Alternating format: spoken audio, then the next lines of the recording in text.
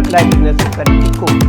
English breakfast with Ashraf में आज हम उन शब्दों का अध्ययन करेंगे जो सफर से रिलेटेड है, सफर से संबंधित है, जैसे travel, drive, fly, go, ride, sail, SAIL, steer etcetera. सफ़र करना, गाड़ी चलाना, हवाई सफ़र करना, जाना, सवारी करना, पानी के मार्ग से यात्रा करना, परिचालन करना आदि शब्दों का अर्थ इसका होता है। देखेंगे कैसे यूजेस हैं। ड्राइव का इस्तेमाल कार, बस, ट्रेन को चलाने के लिए किया जाता है, जिसका नियंत्रण चालक के हाथ में मतलब ड्राइवर के हाथ में होता है। राइड का इस्तेमाल बाइसिकल या घोड़े की सवारी के लिए करते हैं। सेल, SAIL का इस्तेमाल बोट या शिप से यात्रा या सफ़र करने के लिए करते हैं, चाहे वो पतवार से खेने वाले बोट हो या मोटर बोट हो। फ्लाई का इस्तेमाल प्लेन से यात्रा करने के लिए करते हैं। जब हम कार, बाइसिकल या शिप को किसी पर्टिकुलर डायरेक्शन में घुमाते हैं तो उसके लिए स्टीयर शब्द का इस्तेमाल करते हैं। सवारी या पैसेंजर के रूप में यात्रा करने पर कार, बस या ट्रेन की सवारी राइड इन कहते हैं, सवारी करने को राइड इन कहते हैं। शिप में सवारी करने पर सेल कहते हैं और प्लेन में सवारी करने पर फ्लाई शब्द का इस्तेमाल होता है। जब हम यातायात के साधन, मीन्स ऑफ ट्रांसपोर्ट के बारे में बात करते हैं तो go by car, go by boat, go by ship, go by sea, go by plane, go by air, go by bicycle etcetera का इस्तेमाल करते हैं। एक एग्जांपल देख लें सिंपल सा, आर यू गोइंग बाय सी और बाय एयर?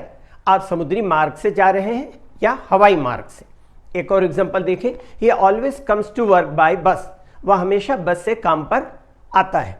इस तरह के कुछ एक यूजेस हैं। इंग्लिश में इन शब्दों का सही यूज समझना इसलिए ज़रूरी है क्योंकि सफ़र करना, हिंदी में एक वर्ड इस्तेमाल कर लिए, यात्रा करना, वो कॉमन हो गया, लेकिन इंग्लिश में सबके लिए अलग अलग तरह से वर्ड्स का इस्तेमाल होते हैं, क्योंकि आप प्लेन से भी सफ़र करते हैं, आप शिप से भी कर सकते हैं और आप ट्रेन से, बस वगैरह से भी कर सकते हैं, इस तरह से।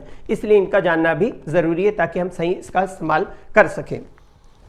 और जैसे मैंने और वीडियोस में बताया है, इस बुक के बारे में खास करके बताने के पीछे रीज़न ये है, बुक मार्केट में अवेलेबल है, बुक शॉप में अवेलेबल है, बुक शॉप में 10 से 15% डिस्काउंट पर अवेलेबल होंगी आपको, लेकिन अगर मुझसे लेते हैं तो उस रेट पर मैं आपको दे सकता हूं जिस रेट पर बुक शॉप वाला बुक शॉप में मैं भेज देता हूं, मतलब 34% डिस्काउंट, 180 रुपये की हुपिंग डिस्काउंट पर ये बुक आपको प्रोवाइड होगी।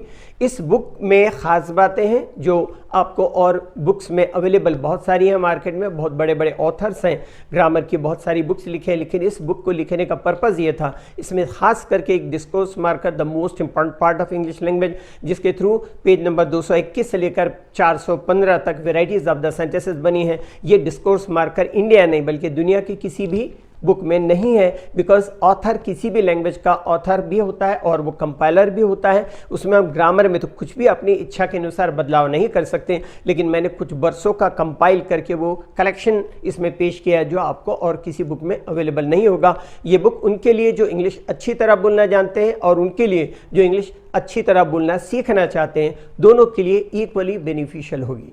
इंग्लिश के लिए आप मेरे channel English breakfast with Ashraf and soft skill के लिए Ashraf the mover and shaker को लाइक, शेयर एंड सब्सक्राइब करें, कमेंट सेक्शन में कमेंट करें, बेल आइकॉन प्रेस करें और मेरी बुक ज़रूर पढ़ें। Thanks for watching.